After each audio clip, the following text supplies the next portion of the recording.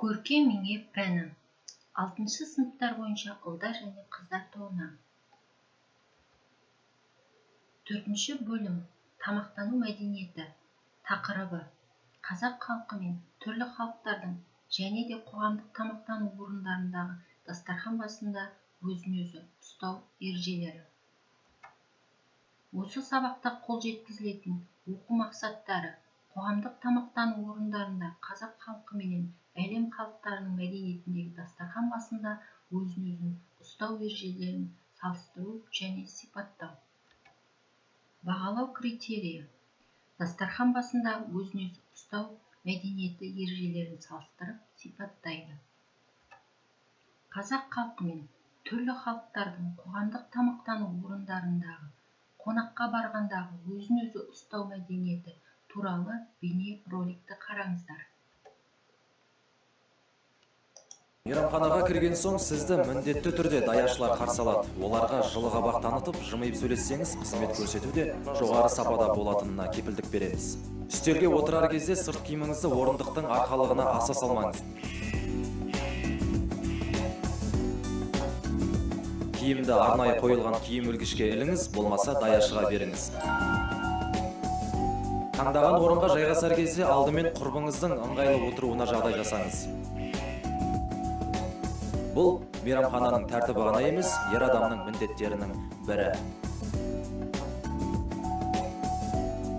Ас мәзірін байыппен шолып шығыңыз. Мейрамхана мәдениеті бойынша тапсырысты ер адам бергені дұрыс. Даяшыны айғайлап болмаса, қолды былғап шақыруға болмайды. Даяшы! Тапсырыс беруге дайын екеніңізді даяшы өзі-ақ байқап үстеліңізге жақындайды. Сізді сөзсіз ұғыну даяшылардың басты қызметі. Майлықты пайдаланудың да өз әдебі бар. Мынадай қисынсыз әрекеттерге жол бермей, майлықты байыппен тізеңізге жайып қойыңыз. Берген тапсырысыңызды күтіп отырған кезде де уақытыңызды құр өткізбегеніңіз абзал. Ұялы телефоныңызды үстелден алып тастаңыз. Тек маңызды қоңырау шалынған кезде ғана 1-2 минутқа шығып сөйлескеніңіз дұрыс. Қалған уақытта қызықты сұхбат құрып, құрбыңызды әңгімеге тартыңыз. Тапсырысыңыз келген кезде ас ұсынған даяшыға ізеттілік көрсетіп, алғыс білдіріңіз. Ал тамақтану кезінде мынадай жайттерге мүлдем жол бермеңіз.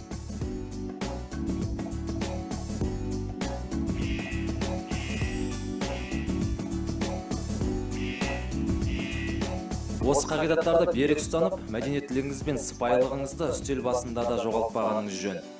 Мейрамханадағы кездесуіңізді қызықты әрі әсерлі өткізу үшін барыңызды салып, әдептілікті сақтаңыз.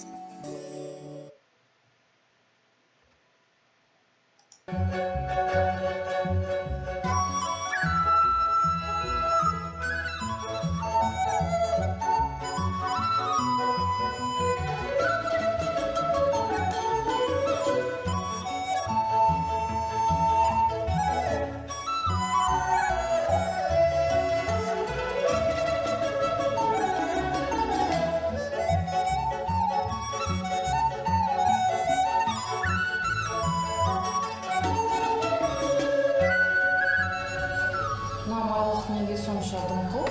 이거는 이제 밥 먹기 전에 손 씻으라고 갖다.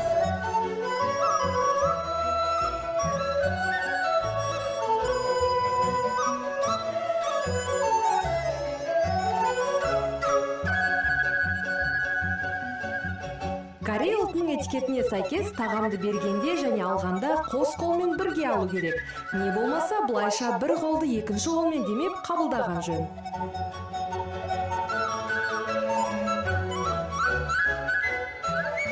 Тамақты бір мезетте қасықпен және таяқшамен жеу әдепсіздікке жатады. Біреуін ғана таңдау қажет.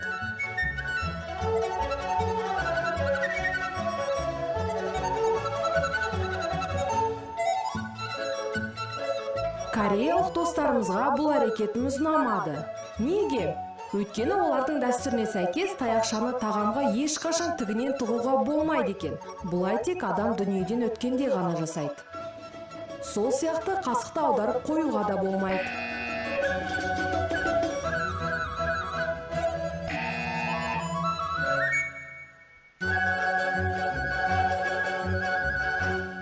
Егер сіздің қасыңызға жасы үлкен адам келсе, орныңыздан тұрып иіліп сәлем беріңіз. Сәлемдескен адамның дәрежесі неғұрлым жоғары болса, немесе жасы неғұрлым үлкен болса, соғұрлым төмен иілуге тиіссіз. Сонымен қатар дастархан басында үлкен адам отырса, ол кісіден кейін ғана ас ішуді бастау керек. Және олар үстелден тұрып кетпейінше орныңыздан қозғалмаңыз. Сен не істеп отырсың, ұят болады ғой? Тамақ жеген кезде даусыңызды шығармай, қасыңыздағы адамды ыңғайсыз жағдайға қалдырмауды ойлаңыз.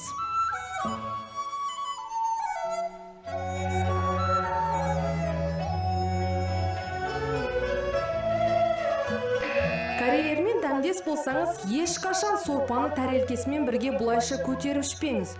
Дұрысы, тәрелкені үстелден көтермей, қасықпен ақ іше беріңіз. Күріштерді кәрістердің барлық тағамынан кезіктіре аласыз. Ал оны қытайлар немесе жапондар сияқты таяқшамен емес, қасықпен жеген дұрыс. Ал егер достарыңызбен бірге ортақ тамаққа тапсырыс берсеңіз, ішіндегісін таңдап, арлы-берлі араластырмаған дұрыс. Қолға ілінгенін алыңыз. Тағы не болып қалды? Олардың салтына сәйкес басқа бірақ күрішті міндетті түрде тауысып қою шарт.